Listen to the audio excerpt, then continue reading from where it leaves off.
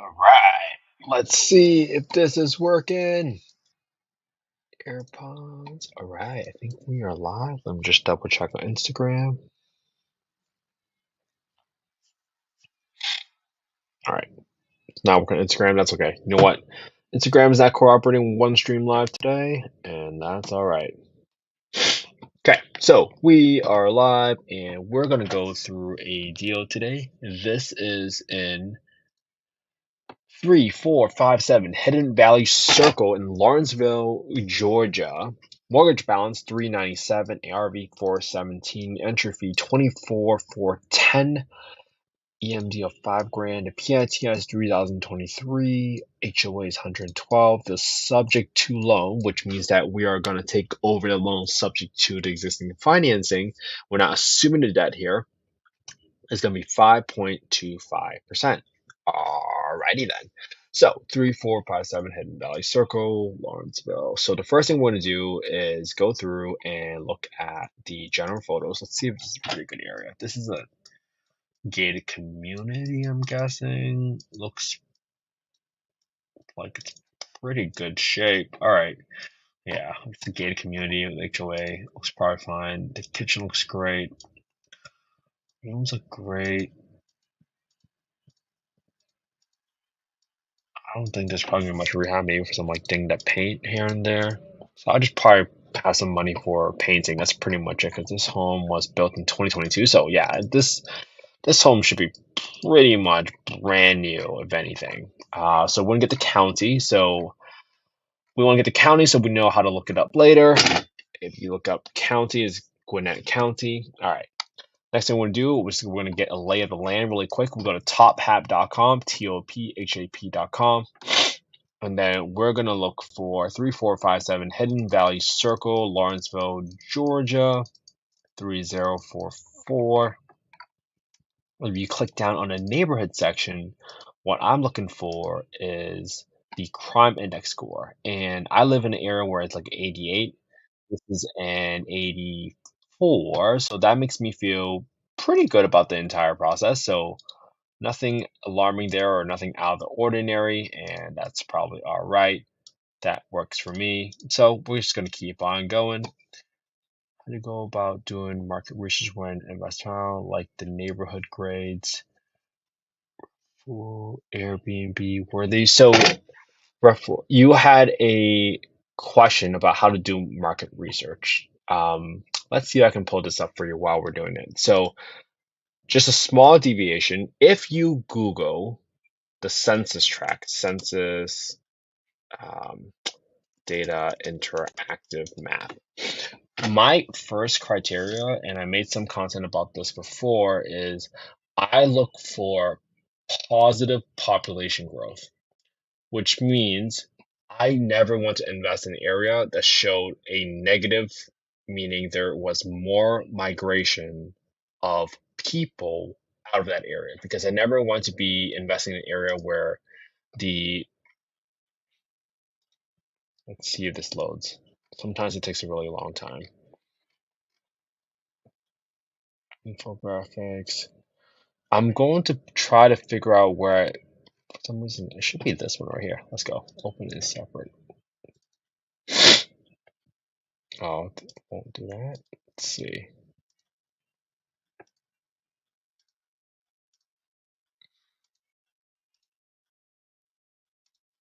All right, so the census map isn't working. So I will REFWO. I don't know if I'm saying your name correctly, but if you DM me because this map isn't working, I'll send you the reel where I talked about how you can go into here. And what you're going to do is when you open this map, the census map, there is a area where it says talk about population change. You can kind of see this section right here where it's under the population section and in population change. For some reason, it's not loading. No idea why. Maybe the government website is just down for maintenance. When you click on population change, you can kind of quickly zone in on the counties where it's green. And that just means that the population has grown from 2010 to 2020. Now, that's my first criteria that I use to determine whether or not I want to invest in that area.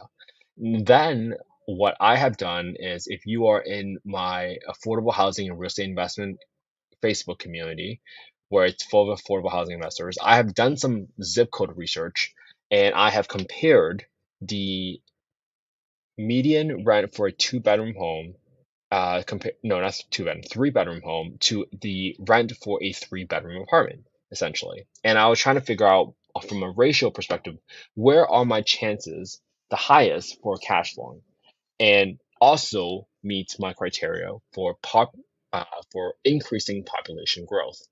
Now, if you're asking for Airbnb, I have another video on my YouTube channel, and I go into very, very heavy details about how to analyze the short-term rental. It's going to be this one right here. It's this one right here. This is called How to Analyze the Short-Term Rental Investment Property in 1 hour, plus how to pick STR markets and niches. If you watch this 1 hour video, I promise you it's going to be worth your time. It was featured on Business Insider. I spent a lot of time articulating the different steps, and it gets really tactical, but this will give you also a very, very good idea of exactly how I look at markets and determine what niches you should go after in a very specific market. All the details are laid out there, and I promise you it'll be worth your 1 hour. If not, let me know what other questions you might have had, and I can answer it on the next video I do for short-term rentals. My passion is affordable housing. Short-term rentals allowed me to leave my W-2 job in the beginning. So it's really kind of up to you on a different exit strategy that you want to pursue. But again, let's recap. From market study perspective, I want to make sure I'm investing in an area with positive population growth. And if you're looking for short-term rentals, make sure you watch this YouTube video on my YouTube channel, youtube.com/account_HE. And then for any property that I look for Section 8, what I typically do is I look at a property, I do a street view, and then I go to tophap.com and I try to evaluate whether or not this area is in a area that is desirable by folks. Because if you're in like a war zone where it's like 150, 160, generally that might not be the best area to be in. Now, there are other areas where it's really street by street or zip code by zip code. In Detroit, as an example, we always go into very specific areas and we do a street by street view just to kind of gauge the neighborhood. But again, it does not beat having a great team, but at the very high level, it allows you to zero in, engage where you should consider investing, and then really ask yourself, am I prioritizing appreciation or am I prioritizing cash flow? Because that might affect what markets you choose, especially if you're going after higher appreciation markets, which typically might have a slightly lower cash flow number. All right, so now that we've gotten the crime index score, back to this property, we are going to, hopefully that answers your question. Let me know if you have, let's see, got it. I'm a subto group, watch your DM before. Definitely have to subscribe, love to share videos, which are always going in and out on stream. Oh, I'm sorry about the audio. I think it's going well. Sorry about that. Thanks for letting me know. So I'm just gonna keep on going. It might just because of my laggy internet. I'm traveling this week. I'm back at the old affordable housing rental I grew up in, so the internet is not the best as I do when I'm home. So I apologize for that. All right, so let's keep on going. All right, so now that we have the county, if you are able to Google HUD FMR, you're able to click on the screen, and then from that point onwards, you can click on the small area FMRs. What we're trying to achieve is get quickly the fair market rent, which is short for FMRs, Gwinnett County, EFG. And now you're able to see that the fair market rents by zip code, by bedroom count, you're going to have these. This is what I typically call as the rent ceiling for a property. And the next thing I want to do is get the market rent, because when you go to affordablehousing.com, you go to the owner section and then the market rent estimator, you're able to kind of put in the address, put in a bedroom count, and then you're able to get the market rent. So note these four numbers down because I'm going to put them right into Excel later. Now, because this is a three-bedroom property and I notice that has a garage, I also want to think about, well, what if I convert the garage into an additional bedroom? Will I get additional rents? So I always get the three-bedroom rent and also the four-bedroom rent. So you can see that this is 2425 for 0.3 mile radius within 25 units. But when I put in four bedrooms, check this out, it's actually 2221. Huh. For 25 units, the average rent for a 4-bedroom home within a 1.6-mile radius was 2271. And the rent for a 3-bedroom is actually higher.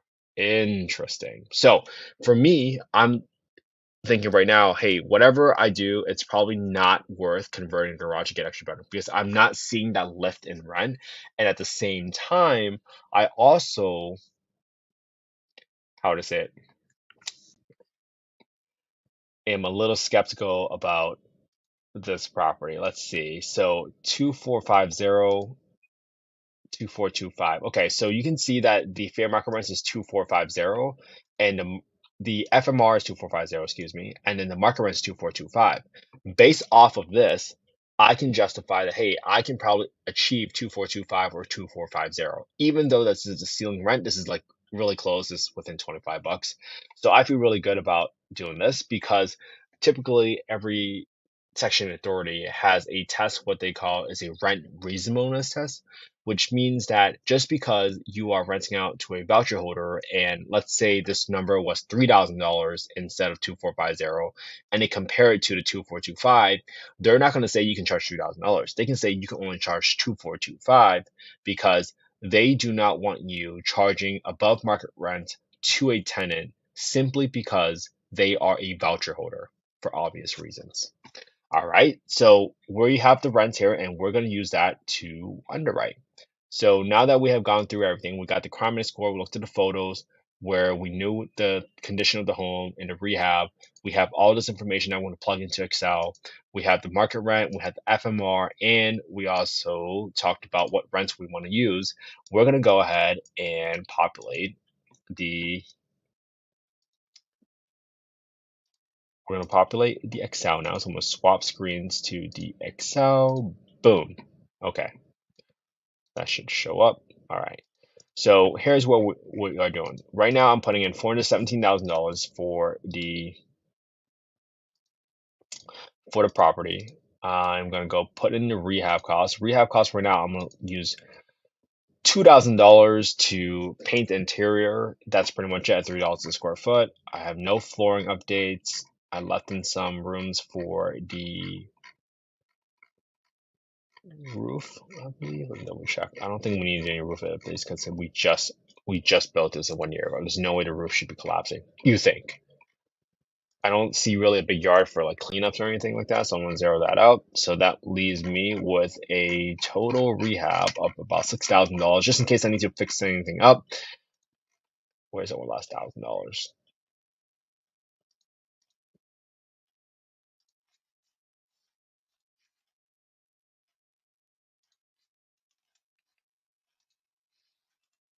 Boom. All right. So now we're at 7,200. So that's a pretty good rehab reserve for this property. Here, I'm going to put in 2425 for rents because that's what we saw earlier. And you saw that right now we captured the FMR right here, 2450, 2980 from the HUD website. And then we also grabbed the market rents from affordablehousing.com for 3 bedrooms and 4 bedrooms. So obviously, because the 4-bedroom rents did not see a lift, we are not going to five or something like that. We're not going to convert the additional bedroom into a additional bedroom. We're not going to convert the garage into additional bedroom because we don't see the lift in rent. So we're just going to do one analysis here. We're going to keep all the expenses. So we are putting in the principal loan balance of 397,271 right here. Now our interest rate is 5.25%, and if you remember correctly from the deal details earlier, the PITI was 3,023, 3023. Now, right then and there, I know this is not a deal because if I wasn't doing this on YouTube, I would probably stop analyzing the deal right now. Because if I just found out that the PIT is 3,023 and I just realized that the fair market rent is only 2,425 and that's the rent I was able to get, that's already a negative cash flowing property. I would not personally invest for myself into a deal where I have to reach into my pocket to cover the bills every single month. That's just not feasible, and that just doesn't make any sense. So either way, if we were to just continue to exercise for the sake of the exercise, I would have taken the subject to loan monthly payment and I will subtract the principal interest and interest and principal payments to get my property tax number and insurance number. Here, like I have been doing with prior sub-2 deals, I've just been adding extra $30 per month for insurance because usually the insurance that is in place is likely for a property that was designated as a primary residence, and now I am turning it into a rental, which requires a different insurance policy. Now, I'm also not an insurance agent. I used to work in the insurance space, so you want to make sure you are always comparing apples to apples in terms of what your liability limits are, what your property damage limits are, what's covered, what's not covered. It gets really, really detailed to the fine print, so make sure you guys watch out for that. If you guys do want to support the podcast, please use the Steadily insurance quote in the show notes so that you can get a free insurance quote from Steadily. I have personally saved a bunch of money using Steadily when I got my quotes, but make sure you guys are always comparing apples to apples in terms of all your liability limits. All right, so we have 10% for the war chest, 112 for the HOA, 8% for the property management, and 3% for the vacancy expenses. Man, this is a bleeder of a deal. Let's see. Entry fee is 24410. Ugh. That includes the assignment. So I'm gonna zero out the assignment here. Plus closing costs, so I have 2% for closing costs, and I have summer reservations. Yeah, this is wildly not a deal, guys. So this is negative 1250. Negative 1250. That is just so far off from being a deal. And this is a negative 37.5%. This is so wildly not even close to being a deal. So this is where we draw the line. We're not going to do this deal, and we're also not going to do anything there with this property. So next time we do a Lawrenceville, if we are doing a conventional purchase, I might just try to figure out like, hey, what purchase price will I be able to buy at a, let's say it was an 8.5% interest rate at a 25% down payment. I'm also making worth my time now equals the purchase price times 0.25. I'm assuming that the property tax number is going to be a lot lower. What's the property tax on this property? This property taxes on this property was $82, and then this was assuming a $220 monthly insurance cost on this property for HOA property. Well, let's take out the HOA. Let's see if I can just determine what my buy box is. So what would I have to buy to make this a deal? If I bought a home for $220,000, this would be equals to asking price, subtract the down payment, and then this would be 11/28/2023. This would be a 6.2%, assuming it's a 3-bedroom. That's still not even close to being a deal. I had to get a home for about, yeah, that's not happening. I'll have to get a home for about $160,000. So at least I get my buy box, right? So I can say, hey, if I get a home for $160,000 that I can rent out for 2,425, unlikely what it sounds like because that's so far off, then at least I know I can cash flow $691, and that would be a 16.5% return, which is a little bit closer to the criteria that I personally want to do. And that's assuming it's mostly turnkey for $7,200. All right, so I didn't waste my time. At least I know what my Lawrenceville buy box is, and I'm gonna have my own master sheet of what I would actually buy. But it's kind of good to just to get that practice so that hey, when a deal in Lawrenceville comes by and they're like, hey, it's a 3-bedroom turnkey and it's $160,000, you're like, oh, that's a slamming deal, because I remember I did this in my head and I looked at this area before. So at least we know that this was not a waste of time, because even when we analyze the deal, it does not mean that we can't spend an extra 2 minutes to determine what a buy box is, so that we can always cross-reference a master list of our buy box to determine, hey, if this deal ever comes across, then it is a deal and I should hop on it. Hopefully this was helpful, guys. The reason I do this every single day is so that you guys can all get comfortable with analyzing your own deals and creating that undeniable track history that you know what you're talking about, and ultimately you're able to figure out whether or not you are truly interested in what you are doing. And just so I can make sure, I thought I shared this, but maybe I just stopped it. Window. Cool. So this was not a deal, but it helps you create and prove to yourself that when a deal does come across your plate, you will not be in analysis paralysis because you would have shown yourself that you had looked at 100 deals. And I've committed to do this 100 days in a row, but it's becoming such a habit now that it really, really feels weird when I don't do it. This is why it's 11 o'clock right now, 11 o'clock at night right now, and I'm still doing it because I've committed to myself and I've been doing it for so many days in a row. So now it feels weird that I don't go live. I used to just analyze the deal every single day, but now it feels weird if I don't go live doing it. So hopefully this is helpful for everybody here. And thank you so much for supporting the podcast, everybody. Thank you for caring about the affordable housing mission.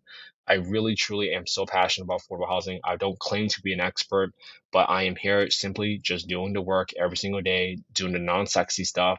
And I hope you guys will stay consistent with me. Please copy the same deals and put it on YouTube channel, and that will undeniably help you in your investment journey, whether that's raising private capital, even though this is not a solicitation for any investments, but at least you guys can say to a future investor, hey, why do you think this is a deal? Well, you can say, well, look at my YouTube channel, and I looked at 100 deals over the last 100 days, and those were all not deals. Then that's how I had the confidence that to say that this is a deal now that this has come across my plate and I've analyzed it.